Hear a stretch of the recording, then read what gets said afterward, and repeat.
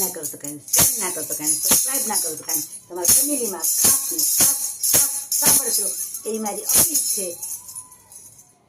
Like ન કરો તો કાંઈ, શેર ન કરો તો કાંઈ, સબસ્ક્રાઈબ ના કરો તો કાંઈ, તમારા બાળકોને સારા વિચાર મળે એમાં હું ખુશી છું.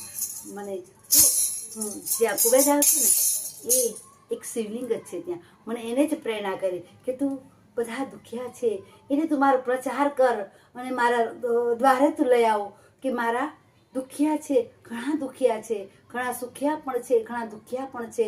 તો તું મને એ દાદાએ જ મને ભોળાનાથે જ મને પ્રેરણા કરી. તો હું તમને બધાને જો તમે છે ને પ્લીઝ કોઈને ધંધો ના ચાલતો હોય, કોઈના ઘરમાં પરિસ્થિતિ ખરાબ હોય, કોઈના બાળકો અવળે રસ્તે હોય છે તો કોઈના ઘરની કોઈ પરિસ્થિતિ કોઈને કહી શકતા નથી, કોઈને બહાર નથી પાડી શકતા. ઘરની વાત હંમેશા દીકરીને એવા સંસ્કાર આપજો કે બેટા તું સાસરે જા તો ત્યાંની વાત અહીંયા ના થવી જોઈએ, અહીંની વાત ત્યાં થવી ના જોઈએ. આવા સંસ્કાર આપજે. ઘરની બાયણે પગ ના મૂકતી, ઘરમાં પગ ઢાંકીને કામ કરજે. આવા દીકરીને સંસ્કાર દેજો. કોઈ દિવસ તમારી દીકરી તમારી ઘરે પાછી નહીં આવે. જો તું પાછી ના આવતી વાય કૂવો ગોચે પણ તું પાછી ન આવતી. આવા સંસ્કાર આપજો. અને કદાચ તો એ લોકોને સામેવાળાને પણ સુધારવાની તારામાં તાકાત આપે એવી હું તને આશીર્વાદ આપું છું. એવી રીતના માને કે તું એવા આશીર્વાદ આપજે તો કોઈ દિવસ તમારી છોકરી તમારી ઘરે પાછી ક્યાંય. અને આપણા બાળકો અત્યારે જો બે શબ્દ કહું છું તમે ખોટું ના લગાડો. અત્યારે છોકરાઓ એટલા નાના 40 વર્ષની દીકરીઓ થઈ ગઈ છે, 40 વર્ષના છોકરા થઈ ગયા છે. તો તમે આપણે પહેલાં આપણા ભાણામાં માખી ઉડાડવાની. આપણું પરિસ્થિતિ કઈ છે, જેવી આપણી પરિસ્થિતિ હોય એવી આપણે સામાવારે ગોતવાનું. આપણું પાસું પહેલાં જોવાનું. આપણા ઘરમાં સારું હોય તો તમે એ રીતે ગોતો, આપણી ઘરની પરિસ્થિતિ એ હોય તો એ રીતે લેવલે ગોતો.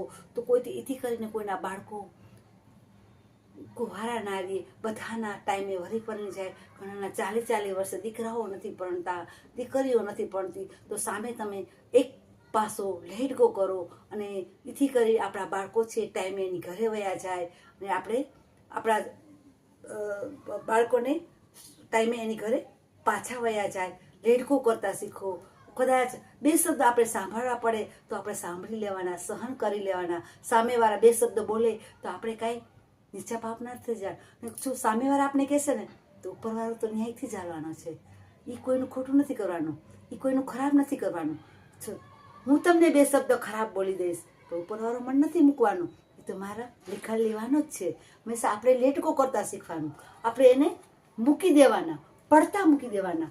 એની ઘરે નહીં જવાનું પણ કોઈ દિવસ આપણે ખરાબ નહીં બોલવાનું, એને દુઃખ લાગે એવું નહીં બોલવાનું. હંમેશા આપણી દીકરી પણ એવા સંસ્કાર આપવાના કે બેટા નહીં માં તો ભગવાનને ગઈ માં, નહીં માં તો ભગવાનને ગઈ માં. ભગવાન कर्म किए जा फल की चिंता मत करना इंसान, यही गीता का જ્ઞાન, यही गीता का જ્ઞાન. તો ત્રિકાળ સંધ્યા તમારા બાળકોને સવારે ઉઠતા, બપોરે જમતા, સાંજે સૂતા ખાસ બચાવજો. અને બાળકોને બાળ સંસ્કાર કેન્દ્રમાં મોકલજો. અને તમે પણ દાદાના કેન્દ્રમાં જાજો, સ્વાધ્યાયમાં જાજો એવી મારી અપીલ છે.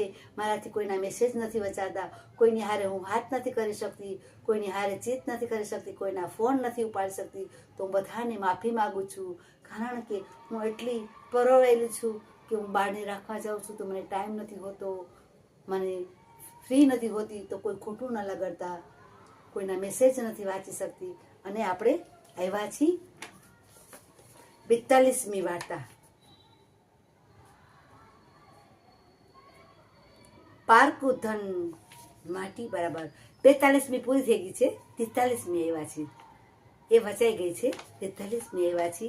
પાપનો પૈસો હરાય, પાપનો પૈસો હરાય. મેં તમારું ખોટું કર્યું હોય, તમારું હું ખાઈ ગઈ હોઉં તો મારે આ જ ભોગવે ભોગવવું પડે. આનો અર્થ એ થાય છે કે તમારી મેં ખાવાની વૃત્તિ રાખી હોય, હું તમારું ખાઈ જવાની વૃત્તિ રાખું કે મારે હું તમારી ઘરે ખાઉં, 5 દી 25 દી રહું અને પછી મારી ઘરે બચે તો એ મારી વૃત્તિ ખોટી કહેવાય. એટલે આ શું કહે છે, જો સ્થળ જ સરસ સમજાવે છે. સ્થળમાં આવે છે એ રીતે હું તમને સમજાવું છું. તમે કોઈ ખોટું ન લગાડતા. આમાં સ્થળમાં આવે છે એ રીતે હું સમજાવું છું. સ્થળમાં કેવું સરસ કહે છે, પાપનો પૈસો હરામ, પાપનો પૈસો હરામ. એટલે કોઈનું આપણે આંચકીને લીધું હોય, કોઈનું વૃત્તિ ખોટી રાખીને આપણે ખાધું હોય તો આપણે આ જ ભોવે ભોગવવું પડે છે. કોઈ દિવસ કોઈનું ખવાય નહીં, કોઈને બને તો કોઈને દહીંને રાજી થાય, કોઈને ખવડાવીને રાજી થાય. તમે મૂંગા પ્રાણીને, જો આપણામાં તો ભગવાને બધી જ શક્તિ આપી છે. રાતે સાંજે રાતે જાતે રાંધી શકીએ, ખાઈ શકીએ, કામ કરી શકીએ. મૂંગા પ્રાણીને શું છે? ગાય, ભેંસ, બકરી, માછલી અને કૂતરા, પશુ પક્ષી, એને તમે બની શકે તો તમારો પગાર આવે, એમાંથી 5 નહીં, ફૂલ નહીં તો ફૂલની પાખડી કાઢો. એથી કરી તમારા બાળકો છે, તમારા બાળકોને પણ સારા વિચાર મળે અને સારા સંસ્કાર મળે અને સારા, એના માટે થોડું કાઢશો ને તો તમારા ઘરમાં નહીં હોય ત્યાંથી તમને આપશે, ઉપરવાળો નહીં હોય ત્યાંથી આપશે. થોડુંક એને કાઢવાનું. તમે ઘરમાં છેલ્લી બાકી 5,000 પાડતા હોય તો 100 રૂપિયા, 50 રૂપિયા મહિનામાં કાઢો. 20,000 હોય તો એના 1% તમે કાઢો. આપણા ગઢાઉ નામે 1% કાઢીને મૂંગા પ્રાણીને તમે બની શકે એવી પરિસ્થિતિ કરો છો. આપણે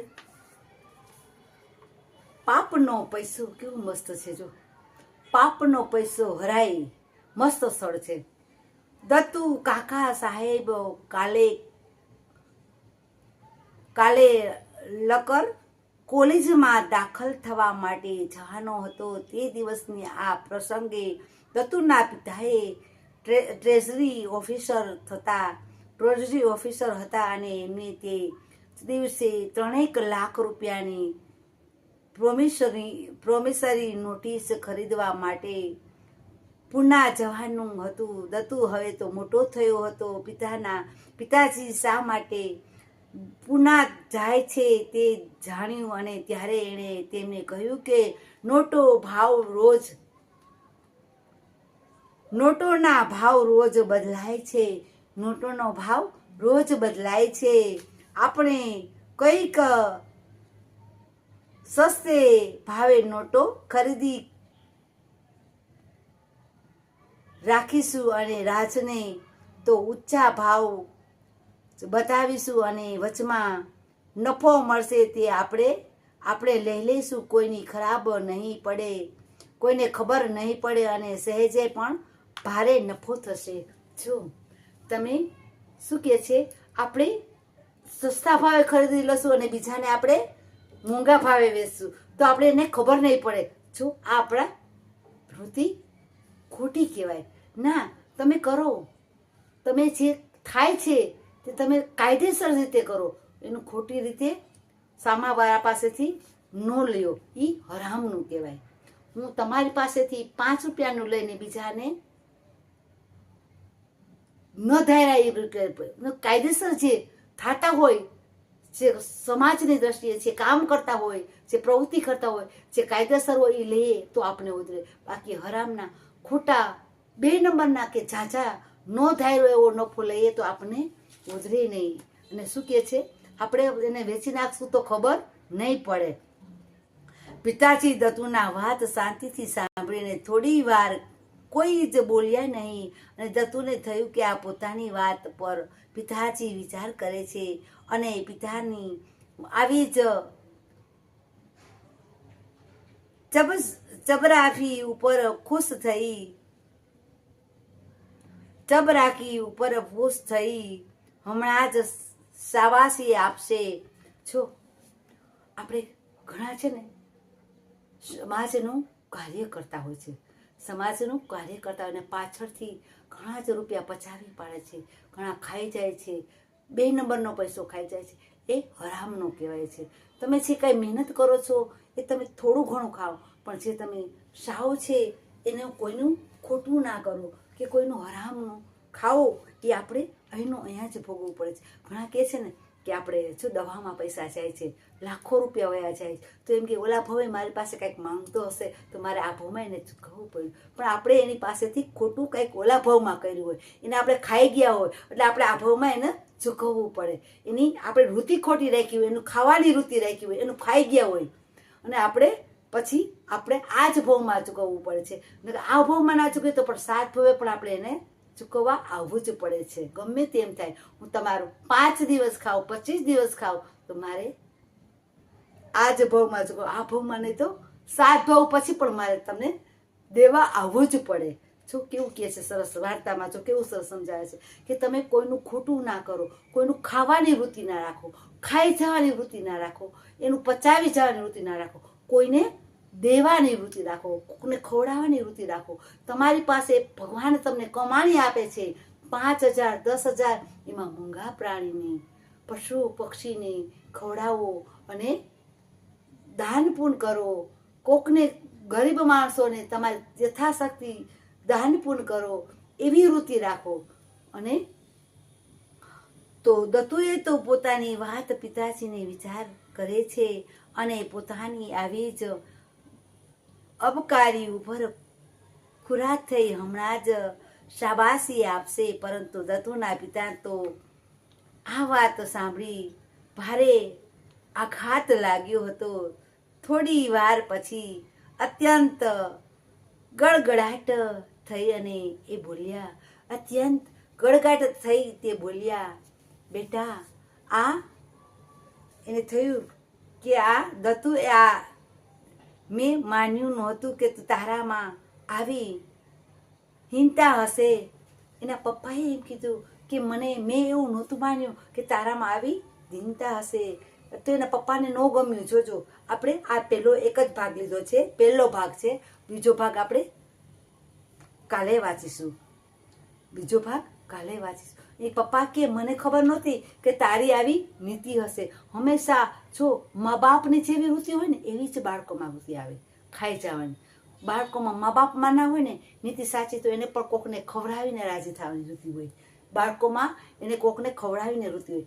તમે ખાઓ ખરી પણ તમે ઈમાનદારીથી રહ્યો, નીતિથી રહ્યો, તમે બોલોમાં શાંતિથી રહ્યો, એવી એનામાં પણ વૃત્તિ આવે. મા બાપમાં જેવા સંસ્કાર હોય ને એવા બાળકોમાં આવે કે નહીં, કોકને ખવડાવીને રાજી થવાનું. આપણે આંગણે આવ્યું હોય તો એ દુઃખી ના થવું જોઈએ, એને કષ્ટ નહીં આપવાની. પછી કોઈ બી હોય, ગમે તે હોય, ગરીબ હોય, આપણે આંગણે એ ભૂખ્યું ના જવું જોઈએ. અત્યારે જો એવું બને છે કે ભૂખ્યાને આપણે દયા રાખીએ છીએ ને તો બધાના લૂંટારો આવી જાય છે ને લૂંટીને વયા જાય છે. અત્યારે જો દયા ખાવાનો પણ જવાનો નથી. હા, કોઈ 5 વ્યક્તિ બહારે બેઠા હોય, ઊભા હોય તો આપણે દેવાનું, નકર અત્યારે દરવાજો ખોલવાનો પણ માલ નથી અને સૂંઘાડી અને લૂંટીને વયા જાય છે. અત્યારે આવી વૃત્તિ થઈ ગઈ છે. તો આપણે બની શકીએ એ ના કરીએ તો કાંઈ નહીં, આપણે ગરીબ પૂછ્યા મૂંગા પ્રાણી તો આપી શકીએ ને. આપણે જો કોઈનું ખાધું હોય તો આપણે એનું 5-25 ખાધું હોય તો આપણે એની નિમિત્તે આપણે મૂંગા પ્રાણીને આપી દેવાનું, મૂંગા પ્રાણીને ખરીદી દેવું કે આપણે કોઈ દિવસ ક્યારે આપણે ભોગવવું ના પડે. કોઈના ઘરે 5 દિવસ રહ્યા હોય ને તો આપણે એને 20 રૂપિયા કે 50 રૂપિયા કે થાળી કે આપણે એને પૈસા દેનાવે છે. કારણ કે આપણે એનું ખાધું ના કહેવાય, આપણે એનું પચાવ્યું, ખોટું કર્યું ના કહેવાય. કારણ કે એનું ખાધું છે તો આપણે એને આપ્યા છે. એવી આપણી વૃત્તિ આપણી એવી રાખવાની કે કોકને ખવડાવી ના રહે છે. તો મૂંગા પ્રાણી પક્ષીને ખાસ ને ખાસ તમે બચાવજો, એવી મારી અપીલ છે.